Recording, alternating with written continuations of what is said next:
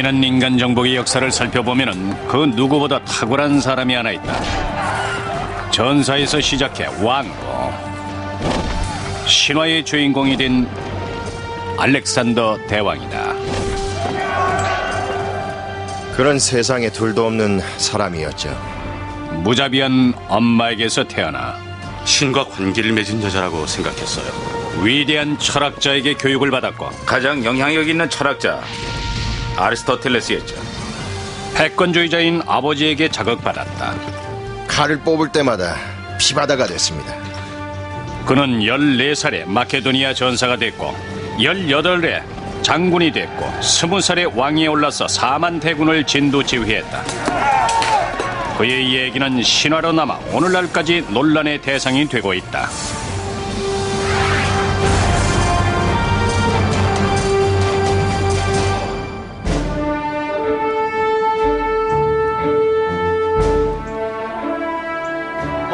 (2000년) 전 이곳은 인류 역사상 가장 위대한 전사라고 평가되는 한 남자의 고향이었습니다. 그리스 북부 펠라라고 하는 고대 도시의 유적지에 알렉산더 대왕의 아버지 필립 2세의 왕궁이 있었습니다.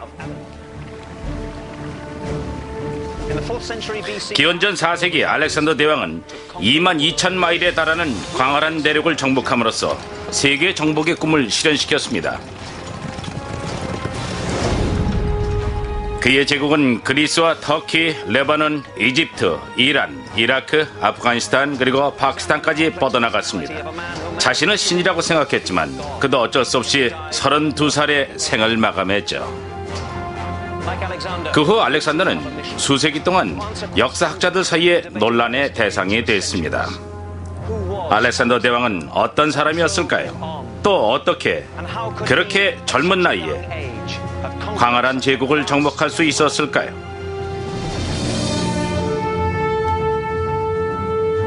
현재 우리가 알고 있는 알렉산더 대왕의 얘기는 기원전 323년 알렉산더 대왕이 죽은 지 몇백 년 후 4명의 고대 역사가들이 남긴 자료에 기인한 것이다.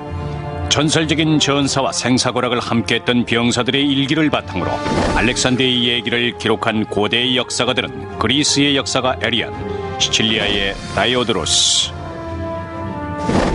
로마의 카시오스 루파스, 그리고 알렉산더의 어린 시절을 기록하고 그의 성격을 분석하는 데 많은 시간을 할애했던 그리스의 철학가 플루타크였다. 초상 화가들이 그림을 그릴 땐 무엇보다 얼굴과 눈동자를 표현하는 데 신경을 많이 쓰고 상대적으로 몸의 다른 부분은 관심을 두지 않습니다. 마찬가지로 정신 활동을 반영하는 여러 행동들을 분석하는 게 저의 일이죠. 32살의 짧은 생애에도 불구하고 알렉산더 대왕은 인류 역사 속에 영원히 지워지지 않는 위대한 인물로 남았다.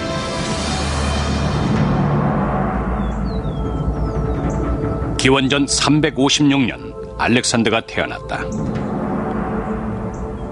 그리스 북부 지역에 위치한 마케도니아에서 필립 2세는 그리스인들이 열등민족이라고 얕보는 사람들을 통치했다.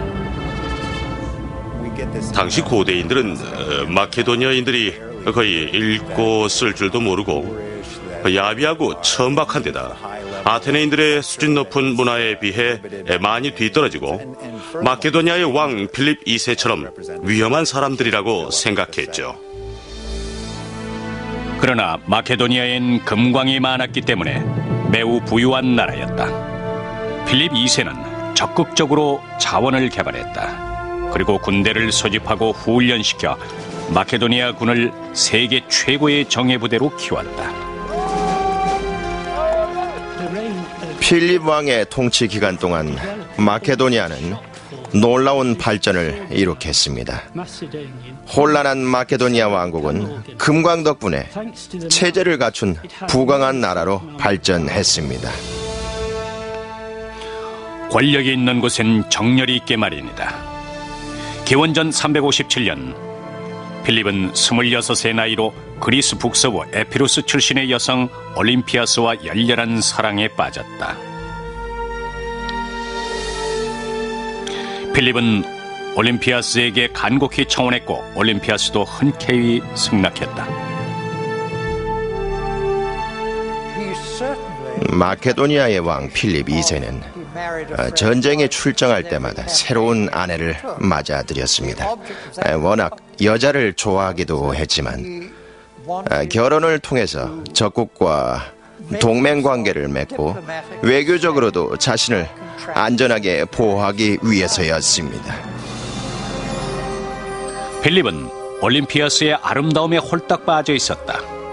그러나 올림피아스에게 무자비한 면이 있고 신비교에 심취해 있다는 사실을 눈치채지 못했다. 올림피아스는 성격이 불같았고 에피루스의 공주답게 정치와 종교에 관심이 굉장히 많았습니다. 그중 가장 큰 관심은 그녀의 아들 알렉산더를 어떻게 해서든지 마케도니아의 왕으로 만드는 것이었죠. 알렉산더의 왕위 계승 문제에 관한 한 올림피아스는 굉장히 잔인하고 무자비했어요. 올림피아스와 결혼한 필립 2세는 전쟁보다도 더 끔찍하고 등골이 오싹한 일을 겪었다. 결혼식 전날 밤 신부는 자궁에 벼락을 맞는 꿈을 꾸었고 필립은 아내의 자궁을 봉하는 꿈을 꾸었죠. 그 위에 사자의 형상이 있었습니다. 필립은 우연히 올림피아스가 뱀과 함께 잠자는 모습을 보았습니다. 그 후 올림피아스에 대한 필립의 사랑이 식었고 그때부터 필립은 올림피아스와는 여간해선 잠자리를 같이 하지 않았습니다. 신과 관계를 맺은 올림피아스가 자신에게 마법을 걸까봐 두려웠기 때문이죠.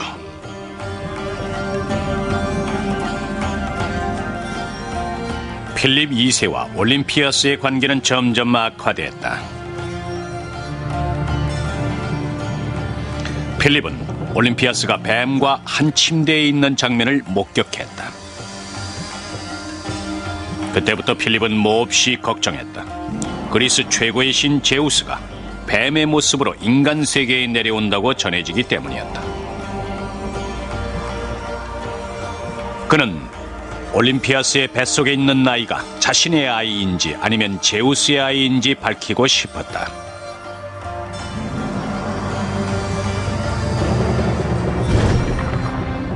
그러기 위해선 델포이의 아폴로 신전에서 신탁을 받는 방법밖에 없었다.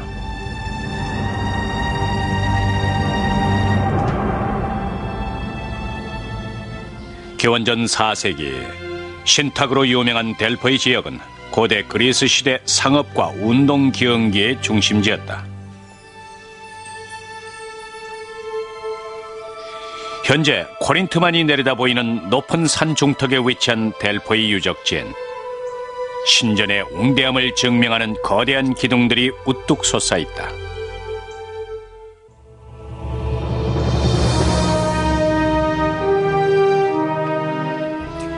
기원전 356년 알렉산더가 태어나기 몇 달 전 필립 2세는 앞으로 태어날 아이가 자신의 아들인지 아니면 신의 아들인지 밝히기 위해서 델포이 신전을 찾았다.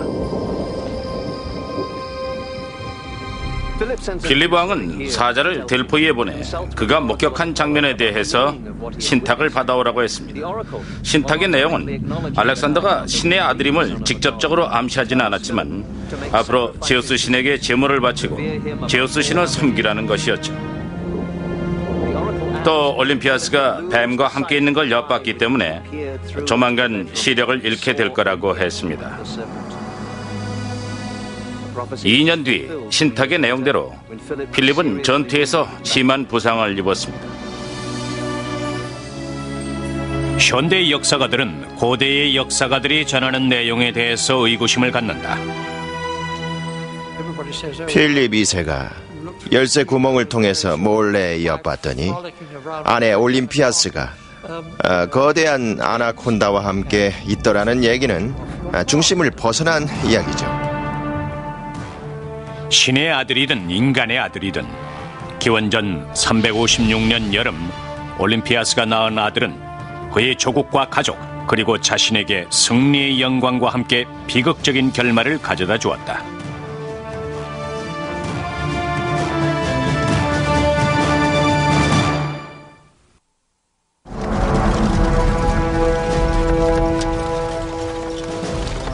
알렉산더 대왕이 태어난 해인 기원전 356년 필립 2세의 군대는 영토 확장 정책에 따라 한창 교전 중이었다. 그리스 북부의 마케도니아 지역에선 두 도시가 발달했다. 가장 발달한 도시는 현재 버기나로 불리는 에이지였다. 이곳은 최초의 마케도니아 수도로서 현재까지 종교와 정치, 예술의 중심지다. 현재까지 남아있는 거대한 유적지엔 대규모 축하 행사와 각종 공연을 비롯해서 운동 경기가 벌어지던 야외 극장의 흔적을 볼 수 있다. 4세기경 마케도니아의 수도 펠라는 필립 2세의 고향이었다. 알렉산더 대왕은 펠라에서 어린 시절을 보냈다. 그는 왕족의 특권을 누렸지만 결코 버릇없는 부잣집 아들은 아니었다. 세계를 향한 알렉산더의 야망과 호기심은 끝이 없었다. 알렉산더는 어릴 때 굉장히 똑똑했습니다. 그가 가장 좋아하는 작가는 호모였고 머리맡엔 항상 호모의 시집이 놓여 있었죠. 그는 마케도니아 귀족 자제들이 다니는 학교에서 각종 운동뿐만 아니라 군사훈련도 받았습니다. 알렉산더가 13살 때 필립 2세는 아들의 지혜가 자신의 용기를 능가한다는 것을 깨달았습니다. 어느 날 테살리아 사람인 필로니쿠스가 필립 2세에게 뷰세팔루스라고 하는 말을 가져와서 13탤런트에 팔겠다고 했습니다. 말이 너무 거칠고 다루기 어렵겠다고 판단한 필립 2세는 말을 어서 데려가라고 명령했죠. 그러나 이 옆에서 지켜보던 알렉산더가 이렇게 말했습니다. 다룰 수 없다는 이유로 말을 거절하다니 얼마나 불쌍한 말인가. 말이 자기 그림자를 보고 겁에 질려있다는 걸 알아챈 알렉산더는 호비를 잡고 말이 태양을 향해 서도록 했습니다. 그리고는 즉시 말 등에 올라탔죠. 발로 말의 옆구리를 살짝 건드렸을 뿐인데도 말은 달리기 시작했죠. 깜짝 놀란 필립 2세와 그의 친구들은 알렉산더가 무사히 돌아올 때까지 그 모습을 숨죽이고 지켜봤습니다. 필립 2세는 아들의 자랑스러운 모습을 보고 기쁨의 눈물을 흘리며 이렇게 말했습니다. 아들아, 네 야망을 펼치기엔 마케도니아가 너무 작다. 더 큰 왕국을 찾아라. 그 후 부세팔루스는 알렉산더가 가장 아끼는 말이 됐고 알렉산더는 부세팔루스를 타고 정복 전쟁에 나섰다.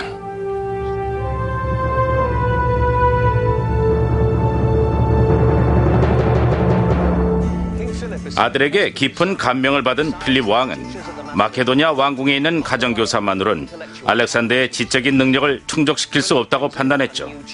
그는 새로운 선생으로 역사상 가장 위대한 철학자로 손꼽히는 아리스토텔레스를 데려와서 최상의 교육 환경을 만들어 주었습니다. 이것은 미에자에 있는 림프의 성소입니다. 전설적인 마이더스 왕의 정원이죠. 여기에 있는 시내와 동굴, 그늘진 산책길은 그리스 신화에 등장하는 자연의 신 림프에게 바쳐진 것입니다. 알렉산더는 이렇게 말했습니다. 아버지는 생명이라는 고귀한 선물을 주었고 아리스토텔레스는 잘 사는 법을 가르쳐 주었다고 말이죠. 어린 알렉산더는 아리스토텔레스에게 배우기 위해서 매일 동굴로 들어갔습니다.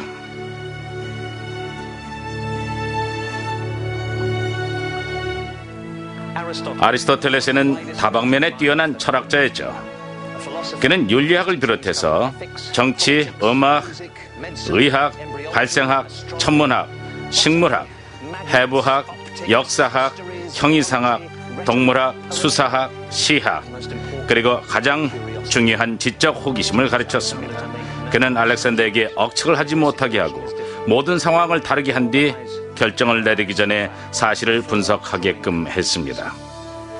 타고난 영재를 천재로 만드는 훌륭한 방법이었죠. 사춘기에서 성년으로 넘어가는 시기에 알렉산더는 마케도니아 귀족의 아들 헤피션을 만났다. 헤피션은 알렉산더의 가장 절친한 친구였다. 많은 역사가들은 둘이 친구 이상의 관계였다고 믿는다. 알렉산더가 10대 소년이었을 때 필립 2세와 올림피아스는 알렉산더가 그리스인들이 말하는 기니스, 즉 동성연애자가 될까봐 몹시 걱정했습니다. 그래서 필립 2세와 올림피아스는 알렉산더에게 성에 대한 개념을 바로 잡아주기 위해서 고급 매춘부들을 데려와서 알렉산더에게 여자와 성에 대해 가르치라고 했습니다. 이 대목에서 아주 중요한 의문점이 생기는데요. 만약 턱수염도 덥수룩한 데다가 굉장히 남자답고 군사적으로도 크게 성공하고 엄청난 술고래에 정말 사내 중에 사내다운 아버지 밑에서 자란 아들에게 약간 여성적인 면이 있고 단짝 친구 해피션과 평생 절친한 친구로 지냈다면 단순히 그 친구와 함께 있는 게 편안했기 때문만은 아니었을 것입니다. 알렉산더란 인물에 대해 알면 알수록 흥미롭습니다. 알렉산더는 여자에게 전혀 관심이 없었고 대신 전쟁터에서 많은 병사들과 함께 전략 짜는 일을 훨씬 더 좋아했습니다. 좀 잔인하게 말한다면 알렉산더에겐 더 많은 적군을 죽이기 위해 전략을 짜는 일이 여자들과 하룻밤을 보내는 것보다 훨씬 더 흥분된 일이었습니다.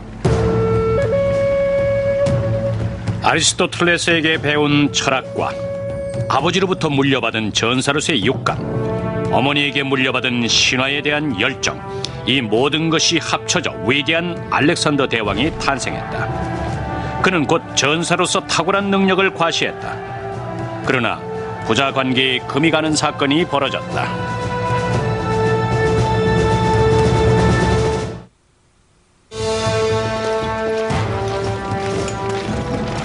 기원전 340년 마케도니아의 왕이자 16살 된 알렉산더의 아버지 필립 2세는 원정을 떠났다. 그의 목표는 그리스 전체를 점령하는 것이었다. 필립이 자주 쓰는 전술은 창병을 네모꼴로 배치하는 것이었다. 당시 고도로 훈련받은 군인들이 촘촘하게 붙어서서 기다란 창을 들고 전진하는 것만큼 위협적인 전쟁 무기는 없었다. 필립 2세는 그리스의 전통적인 전략에서 힌트를 얻었다. 필립 2세의 전략의 가장 큰 차이점은 먼저 보병의 수를 최소화하는 대신 각각의 보병들이 아주 기다란 창을 들었다는 것입니다. 병사들은 4m에서 5m에 달하는 기다란 창을 들고 전진했습니다. 창이 굉장히 길었기 때문에 병사들은 최대한 창 끝을 잡고 창을 들어 올렸죠. 물론 전쟁터에서 5m에 달하는 기다란 창을 들고 움직이려면 엄청난 훈련을 받아야 했습니다. 창병을 네모꼴로 배치한 마케도니아 군대는 말 그대로 위협적이고 공포의 대상이었습니다. 사방에 틈이 없었으니까요.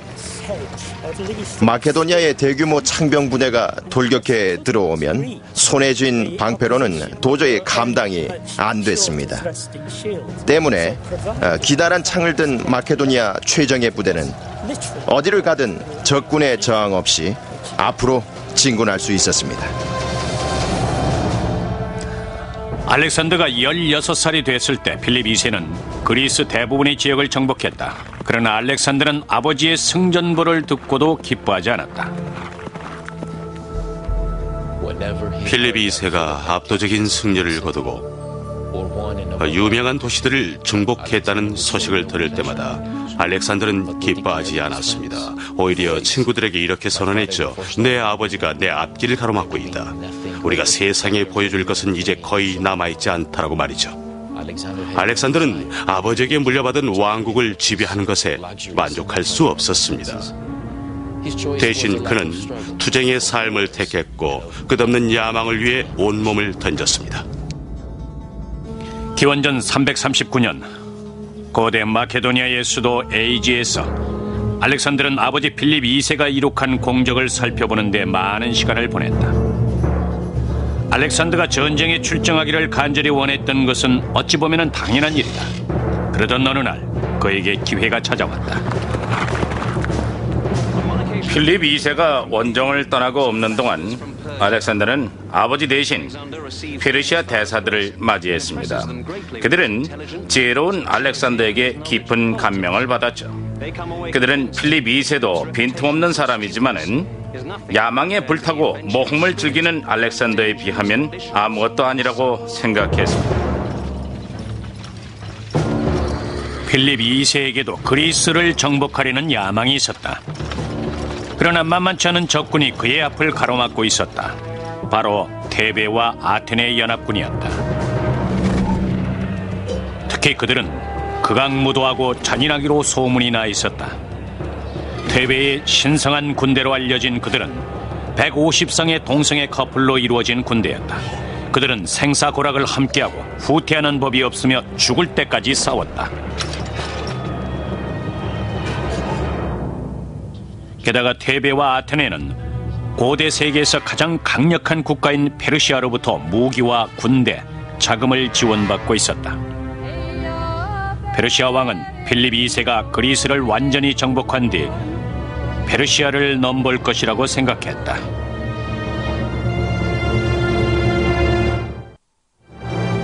필립 2세는 수십 년 동안 페르시아가 그리스와 마케도니아 정치에 간섭한 것에 대해서 원한을 품고 있었다. 페르시아 왕은 테베와 아테네 군대가 필립의 야망을 꺾어주길 기대했다. 그리스 중심부에 있는 케로니아에서 양 진영의 막판 대결이 벌어졌다. 케로니아 전투에서 패배하면 필립 2세는 정복 전쟁의 꿈을 버려야 했지만 승리하면 마케도니아의 군대를 아시아까지 출정시킬 수 있었다. 기원전 338년 8월 케로니아 전투가 벌어졌다. 당시 알렉산더는 18살이었다. 필립 2세는 아들 알렉산더에게 마케도니아 군대의 지휘권을 맡길 때가 됐다고 생각했다. 그는 알렉산더에게 기병대의 지휘권을 맡겼다. 2,000명에 달하는 마케도니아 기병대는 항상 필립 2세의 군대 좌측에서 가장 중요한 임무를 수행했다. 고대의 역사가 다이오드루스는 케로니아 전투에서부터 알렉산더의 생애를 기록하기 시작했다. 새벽에 군대가 배치됐고 필립 2세는 어린 나이에도 용맹스럽고 행동이 날쌘 알렉산더에게 측면을 맡겼습니다. 그 옆에 가장 노련한 장군들을 배치하고 자신은 맨 앞에서 정예의 부대를 진두지휘했죠.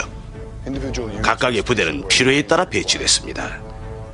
적군은 국적에 따라 테베와 아테네 두 그룹으로 나뉘었고 아테네군이 테베군을 지휘했습니다. 여기서 케로니아 전투가 벌어졌습니다. 필립 2세는 마케도니아에 창병 부대를 내세워 전투를 시작했죠.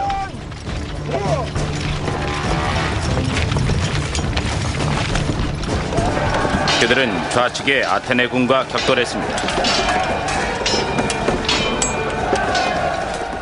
갑자기 후퇴하라는 신호가 떨어졌고 창병 부대는 대열에 흐트러짐 없이 뒤로 물러섰습니다. 마케도니아군이 세계 최고의 정예부대였기 때문에 가능한 일이었습니다. 아테네 연합군은 전쟁터를 가로질러 후퇴하는 마케도니아 군대를 향해 전진했고 경험 많은 테베군은 자리를 지키고 있었죠. 결국 그것은 실수라는 것이 드러났습니다. 알렉산더가 테베군과 연합군 사이에 틈이 벌어지는 것을 목격했습니다. 알렉산더가 이끄는 기병대는 틈이 벌어지길 기다렸다가 그 사이로 돌격해 들어갔죠. 그는 테베군을 포위하고 연합군의 측면을 공격할 수 있었습니다. 그때 대기하고 있던 마케도니아 창병 부대가 아테네 군대를 향해 전진하기 시작했습니다. 그들은 아테네군을 닥치는 대로 베어 죽였고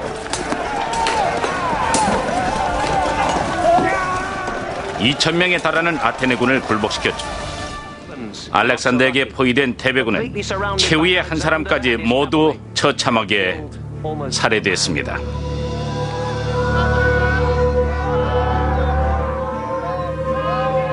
기원전 338년 피비린내 나는 전투가 끝난 뒤 캐로니아 벌판은 시체로 가득했다.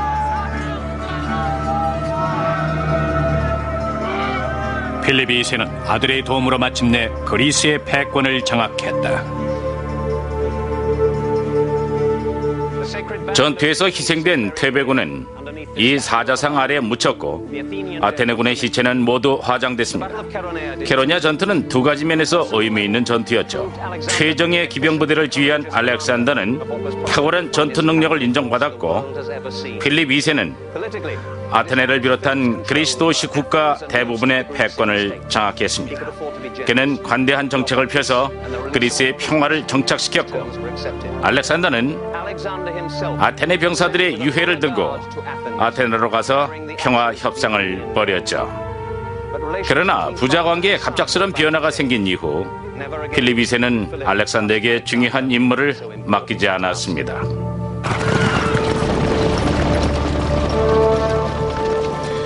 캐로니아 전투 이후 아버지에서 아들로 이어지는 마케도니아 왕조가 시작됐다. 그러나 점차 둘의 운명은 다른 방향으로 펼쳐졌고 부자 관계는 증오와 불신의 관계로 변했다.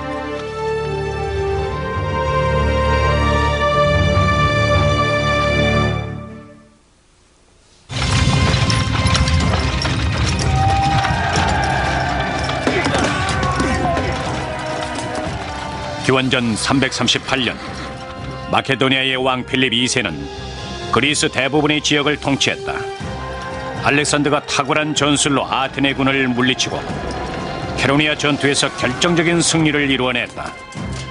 마케도니아 병사들은 아버지에서 아들로 이어지는 새로운 리더십의 경의를 표했다. 알렉산더는 18살 때 왕이 기승자의 자질을 유감없이 보여주었고, 자연스럽게 이곳 에이지에 있는 왕궁이 언젠가 자기 것이 될 거라고 생각했죠.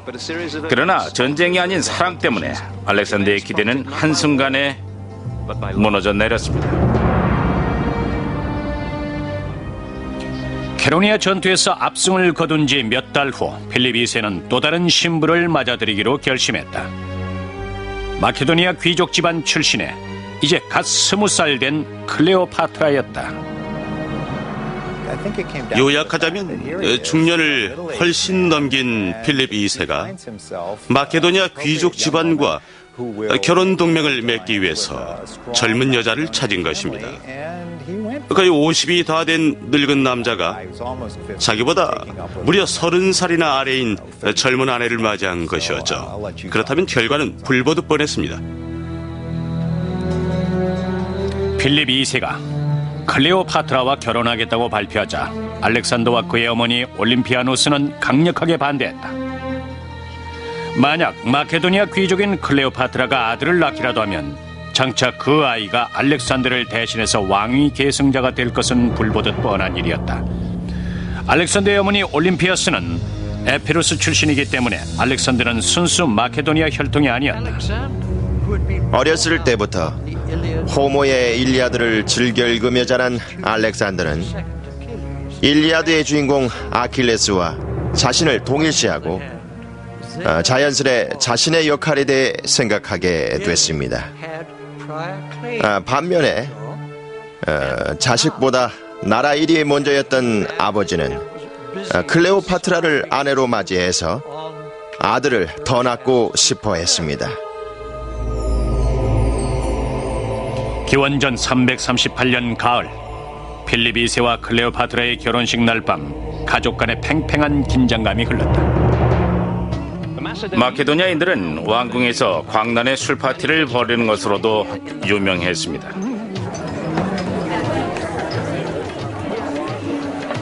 필립 2세와 클레오파트라의 결혼식 후 전통적인 마케도니아의 결혼 피로연이 열렸고, 그곳에서 모든 남자들은 흠뻑 취해 있었습니다. 신부의 삼촌인 아탈로스가 왕위 계승자의 탄생을 기원하며 함께 축배를 들자고 했습니다. 화가 난 알렉산더는 날 뭘로 보고 그러냐면서 아탈러스에게 술잔을 던졌죠. 필립 2세가 일어나 칼을 뽑아들고 방을 가로질러 아들에게 가려고 했지만 워낙 술에 취해서 비틀거리며 넘어졌습니다. 알렉산더는 아버지를 비웃으며 이렇게 말했습니다. 여기 유럽을 건너 아시아 정복을 꿈꾸는 자가 있다. 그러나 그는 테이블 하나도 건너지 못하고 바닥에 쓰러졌다.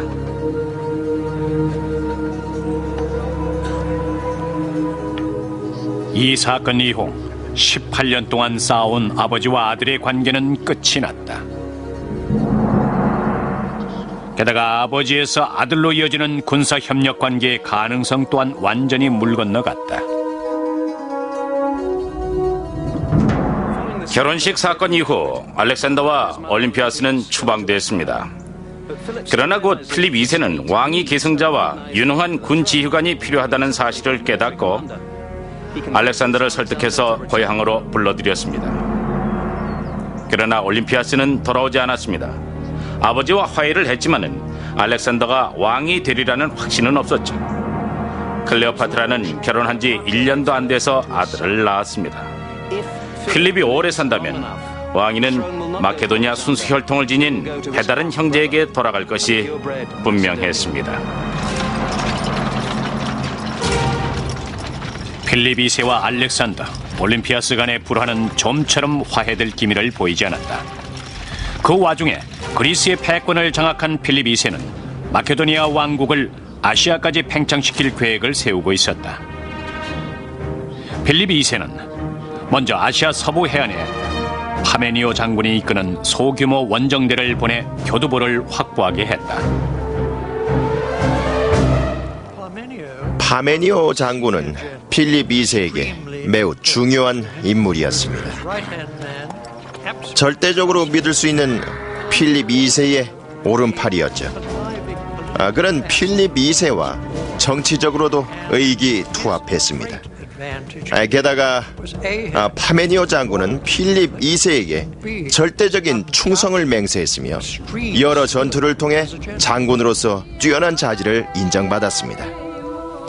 필립 2세는 아시아로 원정을 떠나기 전에 델포이 신전에 가서 신탁을 받기로 했다.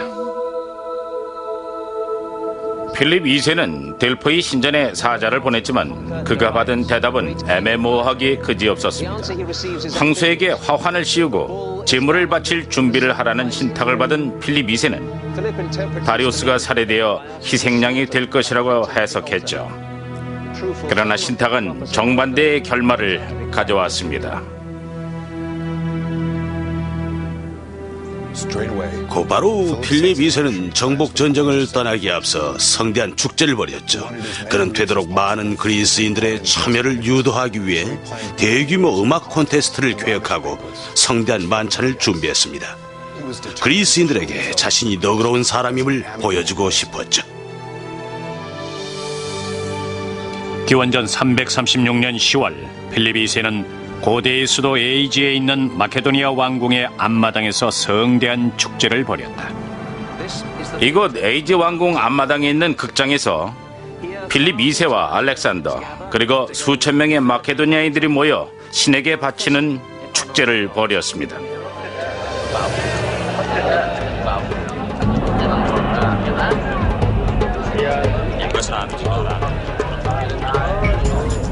모두에게 즐거운 축제였다. 그러나 왕의 근위병 포시니어스는 예외였다. 고대의 역사가 다이오드로스에 따르면 필립 2세는 포시니어스의 아름다움 때문에 포시니어스를 사랑했다. 그러나 필립 2세가 다른 젊은 청년에게 반하자 포시니어스는 졸렬하게 행동했다. 그는 젊은 청년이 양성의 자라고 비난했고 이 때문에 처벌을 받았다. 그는 만취할 때까지 와인을 들이켰고 무의식 중에 술 취한 왕의 마부들에게 강간을 당했다. 후에 포시니어스가 필립 2세에게 자신이 강간당했다고 불평했지만 왕은 아무런 조치도 취하지 않았다. 화가 난 포시니어스는 필립 2세에게 다가가 그를 칼로 찌르고 도망갔다.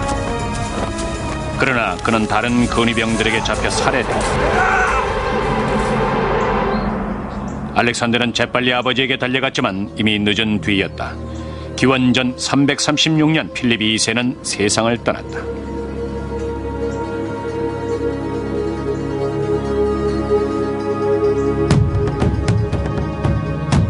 즉시 왕을 살해하려는 음모가 있었다는 주장이 일었다. 아들 알렉산더를 왕위에 앉히기 위해서 필립 2세의 아내 올림피아스가 연루된 것일까? 알렉산더가 직접 암살 계획을 세웠을까? 암살 음모에 대해서 조사해보기에 앞서 훨씬 더 중요한 문제를 해결해야 했다. 과연 그리스인들이 알렉산더를 왕으로 인정하고 받아들일까?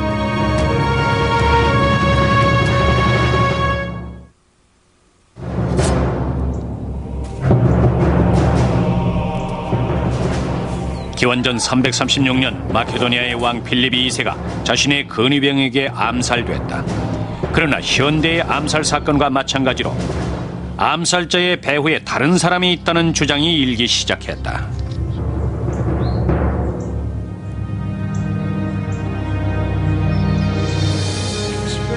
처음부터 음모론이 제기됐습니다.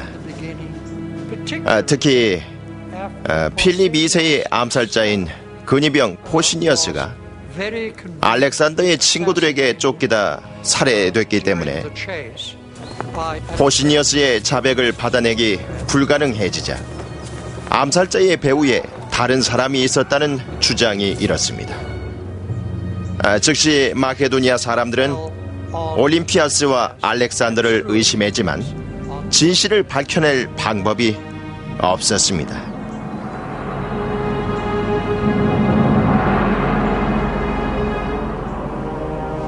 마케도니아 전통에 따라 필립 2세의 시체는 화장됐다.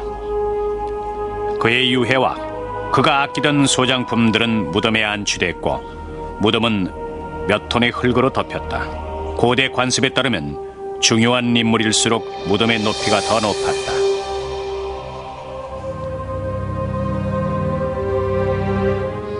수세기 후 고고학자들이 마케도니아 고대 왕궁에서 멀지 않은 곳에 위치한 그리스의 버기나 지방에서 필립 2세의 무덤을 찾을 때 이 점을 염두에 두었다. 이곳은 필립 2세의 유해가 안치된 곳입니다. 그는 왕궁에서 멀지 않은 거대한 고분에 안치됐죠. 1977년 그리스 고고학자가 그의 무덤을 발굴할 때까지 무려 2000년 이상 비밀에 쌓여 있었습니다. 그리고 15년 후 필립 2세의 고분은 박물관으로 변신했습니다. 버기나 박물관은 현대의 건축 기술로 탄생된 경이로움의 산물이다.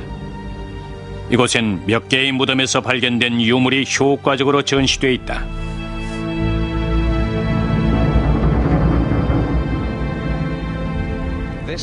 이곳은 필립 2세의 매장실입니다. 처음 이곳이 발견됐다는 얘기를 듣고 많은 고고학자들은 믿지 않았습니다. 이 정도 규모의 마케도니아 무덤이 발굴된 적이 없었으니까요. 정면은 신전처럼 설계됐고 대리석으로 된 입구 옆에 2개의 기둥이 세워져 있습니다. 입구의 위쪽 벽면은 왕족이 사냥하는 그림으로 채워졌죠. 필립 2세는 마케도니아 숲에서 사냥하는 사자나 수태지 같은 야생동물로 묘사되었습니다. 여기에 말을 타고 무기를 던지려고 하는 젊은이가 바로 알렉산더죠. 알렉산더의 아버지 필립 2세의 무덤을 발견했다는 것 자체만으로도 굉장한 사건인데 그의 무덤에서 엄청난 보물이 발견되리라고는 아무도 예상치 못했습니다. 놀랍게도 필립 2세의 유해는 금으로 된 상자 안에 들어있었다.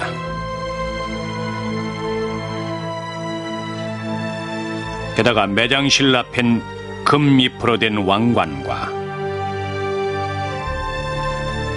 필립 2세가 직접 쓰던 갑옷, 헬멧, 방패까지 보관돼 있었다.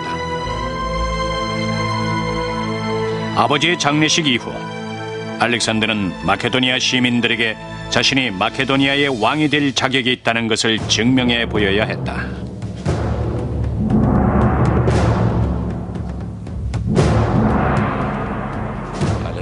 알렉산더는 약관의 나이에 마케도니아의 왕이 됐습니다.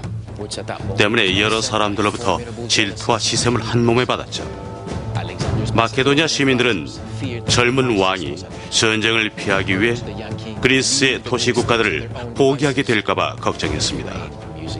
그러나 알렉산더는 마케도니아를 안전하게 지키는 길은 단호하고 거리낌 없이 대담하게 행동하는 것뿐이라고 생각했고, 무엇보다 권력의 고삐를 장악하는 것이 급선무였습니다. 그렇지 않다면 자신의 정적들이 한꺼번에 들고 일어날 것이 분명했으니까요.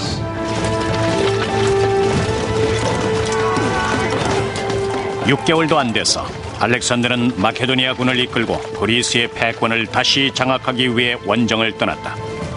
그는 또 한 번 병사들에게 탁월한 지휘력을 인정받았다. 올림피아스는 필립 2세의 갓 태어난 아들을 살해하라는 명령을 내렸고, 겁에 질린 클레오파트라는 스스로 목숨을 끊었다. 이로써 알렉산더는 마케도니아의 유일한 왕위 계승자가 됐다. 이제 왕위에 오른 알렉산더는 그의 평생 목표인 페르시아 정복길에 올랐다.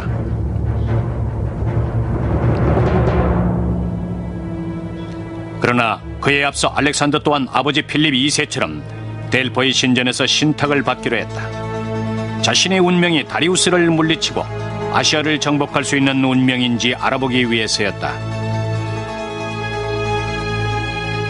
기원전 335년 11월 알렉산더는 자신이 직접 델포이 신전을 방문했다.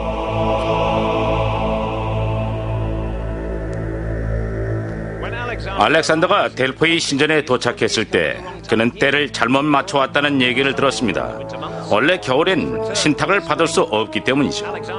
절대 거절당하고 물러설 사람이 아닌 알렉산더는 곧장 신전 지하로 가서 우격다짐으로 여사제를 설득했고, 견디다 못한 여사제가 이렇게 외쳤습니다. 누구도 널 정복할 수 없다. 원하는 대답을 얻은 알렉산더는 예언을 들을 필요가 없다며 되돌아갔습니다. 알렉산더가 신탁을 받기 위해 델포이 신전으로 갔다는 얘기에서 신화와 진실을 구분하기는 쉽지 않은 일이다. 그러나 알렉산더는 중요한 일이 있을 때마다 신의 계시를 받고 신의 뜻에 따르고자 했다. 앞으로 12년 동안 계속된 정복 전쟁을 시작할 중 알렉산더는 이미 자신이 신의 아들이라는 사실을 알고 있었을지도 모른다.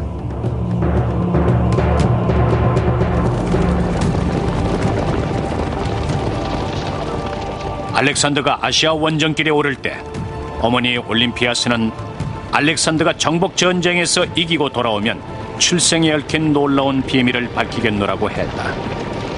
많은 역사가들은 올림피아스만이 대답할 수 있는 비밀이 있었을 것이라고 믿는다.